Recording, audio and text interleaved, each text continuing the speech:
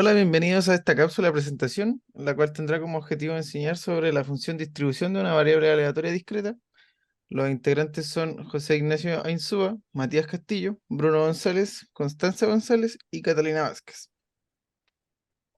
Bueno, para introducirlos en este tema, esta función nos permitirá comprender el cómo se distribuyen los posibles valores asignados a una variable y cómo estos interactúan con la probabilidad de esta. O sea que gracias a esta función podremos ser capaces de predecir eventos o situaciones en base a cierta información.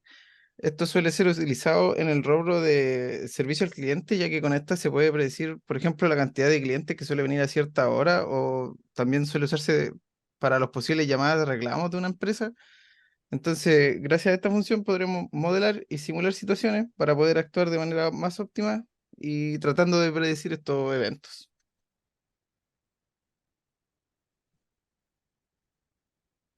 Ya. A continuación vamos a definir lo que entendemos por una variable aleatoria discreta, en donde x es una variable aleatoria discreta que se define por la función distribución x, la cual está denotada como f de x como una función. Esta función está definida de los reales a los reales. Y abajito también podemos ver la notación que tiene esta.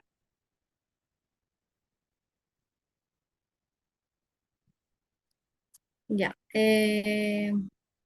Aquí a continuación, para entender mejor lo que es una variable aleatoria discreta, vamos a utilizar el siguiente ejemplo en donde vamos a tener un curso de 25 integrantes de tercero medio, en donde la actividad va a consistir en tomar datos de los estudiantes, pidiéndoles la edad y la altura. Toda esta información la vamos a recopilar a través de un formulario, un Padlet, lo que sea como más rápido e interactivo posible. Y todos estos datos que ven aquí en la pantalla son simulados. Y eso. A continuación van a explicarles la actividad. Ya, tomando en cuenta lo que dijo mi compañera anteriormente, ahora somos capaces de calcular la probabilidad independiente de cada una de estas variables. Así podemos saber cuál es la probabilidad de tener un alumno que tenga 16, 17 y 18 años respectivamente. Y gracias a esto es que podemos obtener los valores de la función distribución, ya que simplemente iremos sumando las probabilidades independientes de cada suceso. Aquí tenemos el cálculo del ejemplo de la edad y luego en la tabla de abajo el de la altura. También notemos que como estamos sumando probabilidades en función de las anteriores, cuando la variable crece, la probabilidad acumulada también lo hace. Ya, aquí tenemos la gráfica que representa la función de variable aleatoria discreta de las edades de los alumnos de nuestra clase. Este gráfico fue hecho en GeoGebra y puede realizarse fácilmente explorando los datos del Excel. Lo interesante del gráfico es que podemos notar que para cualquier valor mayor a 18 de la probabilidad, siempre será 1. Y para cualquier valor menor a 16, la probabilidad asociada siempre será 0. En esta gráfica relaciona la altura de los estudiantes con la probabilidad acumulada.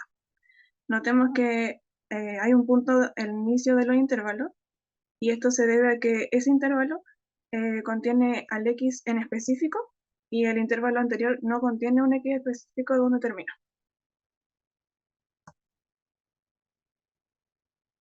Bueno, ahora enunciaremos un poco las propiedades que podemos encontrar en la función de distribución de una variable aleatoria discreta, ¿ya? Son unas cuantas, así que vamos a intentar agruparlas para poder trabajar con ellas de mejor manera, ¿no? Como algunas de estas propiedades ya fueron explicadas por mis compañeras con anterioridad, por ejemplo, las dos primeras propiedades que nos hablan del límite cuando x tiende al infinito y cuando tiende al menos infinito, son cosas que ya podemos observar en los gráficos anteriores. No sé si puedes retroceder un poco a dos diapositivas anteriores, antes, por favor. Anterior. Bueno, como mencionábamos aquí, por ejemplo, con el ejemplo de las edades, eh, efectivamente vemos cómo a medida que tenemos un X más pequeño que 16, y así hasta el infinito negativo, la probabilidad siempre será cero, ¿no? Y con lo mismo que pasa con el 18 y con el infinito positivo, ¿ya? Más adelante veremos un ejemplo, otro ejemplo relacionado con esto. En la propiedad 3 podemos ver que si tenemos dos valores de X que cumplen que uno sea menor o igual que otro, entonces sus imágenes también lo harán. Y esto es también coherente con lo que vimos anteriormente, ya que a medida que, que las probabilidades, las funciones asociadas a las probabilidades van avanzando, y como se van sumando, esta desigualdad se mantiene. Em, la probabilidad 5 por ejemplo, también nos habla de em, cuando queremos encontrar una probabilidad que sea menor estricta a un cierto A, ¿no? Para poder encontrarla, nosotros, como ya no contiene ya no está el igual que contenga a ese A, tenemos que tomar todos los valores que vengan antes de ese A, por así decirlo, dentro de las probabilidades acumuladas. Finalmente, la probabilidad de las 7, desde las 6 hasta las 9, nos van a hablar de cómo encontrar la probabilidad dentro de cierto intervalo. Em, lo único que hacen es variar en si ese cierto intervalo contiene o no contiene los puntos que están en sus extremos, ¿no? Finalmente, la propiedad 10 nos va a decir cómo vamos a poder encontrar la probabilidad específica de cierto evento, y es básicamente tomar la probabilidad acumulada y restarle la probabilidad acumulada estrictamente menor que venía antes de ella, ¿no? ¿Podemos ir a los ejemplos un poco para ir entendiendo mejor estas propiedades, por favor? Que vienen adelante. Genial. Em, Aquí tenemos un poco los ejemplos. Por ejemplo, tenemos escoger relacionado con la edad, ¿no? Escoger un alumno al azar y que su edad sea menor que 100 y luego menor a uno. Bueno, es claro ver que para cualquier, tomando en cuenta la propiedad uno y la propiedad 2, es claro ver que para que un alumno tenga menos de 100 años, la probabilidad siempre será uno, ¿no? 100, 1000, 10.000 años. Y para que tenga menos de un año, menos de 0 años, siempre será cero, ¿no? Porque lo lógico del problema, ¿no? La siguiente pregunta dice, ¿qué es más probable, no? ¿Escoger un estudiante que mida menos de 1,70 m o escoger un estudiante que mida menos de 1,80 m? Aunque pueda parecer evidente, la respuesta podemos estar seguros de esta respuesta gracias a la propiedad 3, ¿no? Que nos dicen que sí. En este caso, 1,70 m es menor o igual que 1,80 m, por lo tanto, sus imágenes también cumplirán esta desigualdad. Por último, tenemos aquí, ¿cuál sería la probabilidad de encontrar un estudiante que no sea considerado adulto? Bueno, la pregunta que nos están haciendo aquí es encontrar un alumno que sea estrictamente mayor estrictamente mayor de 18 años, ¿no? Es decir, queremos todos los valores que vengan antes de 18 años, ¿no? Em, y para eso ocupamos la propiedad 5, ¿ya? En el ejemplo que nosotros mismos dimos, van a ser todos los alumnos que no tengan 18 años, es decir, 21 entre 25, ¿no? Em, bueno, ahora Matías seguirá con el siguiente ejemplo. Bueno, como podemos notar, para poder resolver el ejercicio, eh, este está escrito en el intervalo que buscamos, en donde no contiene ni la altura, que es 1,6, ni 1,7. Por tanto, usamos la propiedad número 8 y podemos llegar con esta propiedad al resultado. Bueno, entonces para este otro ejemplo práctico, nos preguntan cuál es la probabilidad de tener un alumno más alto que de 1,6 metros y más pequeño que 1,7 metros. Entonces, como podemos notar, lo que nos están preguntando, nos preguntan a través de un intervalo. Entonces, lo que buscamos es lo que contiene este intervalo, o sea que entre 1,6 y 1,7 metros. Por tanto, usamos la propiedad número 8 para poder llegar a este resultado. la cual nos dice que la probabilidad de A es menor a la probabilidad de X, que es a su vez menor a la probabilidad de B.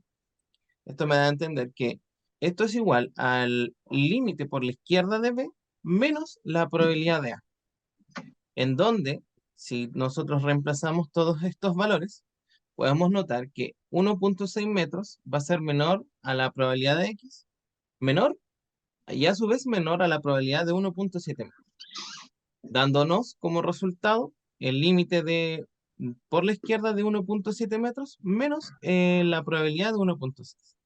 Nosotros volvemos a reescribir estos resultados, puesto que tenemos la tabla con las propiedades, nos va a dar que la probabilidad de esta pregunta va a ser 13 partido en 25.